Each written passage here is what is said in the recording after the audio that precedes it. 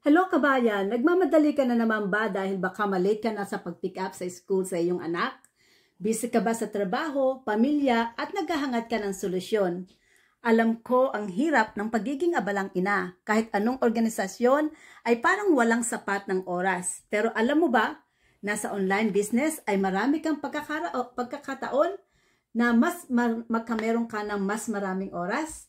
Pwede kang mag-schedule ang sarili mong work hours para maalagaan mo ang iyong pamilya at hindi ka ma-stress. Sa tamang plano, kaya mong simulan ang iyong negosyo habang mas marami kang oras sa pamilya. Ako ay si Regina at dati akong katulad mo. Lagi ako nagmamadali, lagi kong ni-chase ang time, pero kahit anong organisasyon na aking ginagawa ay parang kulang pa rin. So dati akong caregiver, housekeeper, and mental health care worker. Pero ngayon ay online business owner na ako.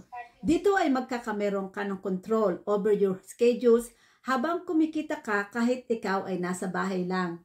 Kaya mo rin ito. Kung kaya ko, kaya mo rin ito. Sa tamang paraan, you can cut off work hours and do more of what you love.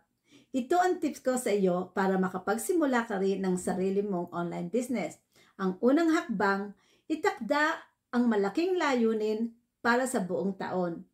Kung meron kang missions and direct vision for the whole year, madali mo na itong iplapaplano. Pangalawa, hatiin natin ito sa buwan-buwang plano para nang sa ganon, ma-identify natin kung ano ang dapat natin gawin each month. At ang pangatlo, paliliitin natin ang ating monthly goal. Gagawin natin yang weekly. Doing a small step at a time, you can be successful. So, habang ginagamit natin ang mga yan, make sure na itatrack natin yan. Meron tayong tracking at meron tayong measurement sa numbers. Numbers, kung nakaka-measure tayo ng numbers, alam natin kung ano ating gagawin for next month at kung alam natin kung tayo magtatagumpay sa ating online business.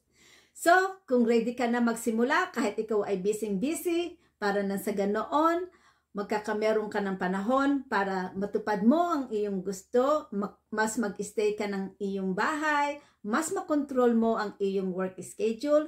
Click the link below, learn about our business workshop, register in our website, at pag-aralan kung paano ka makapagsimula ng online business.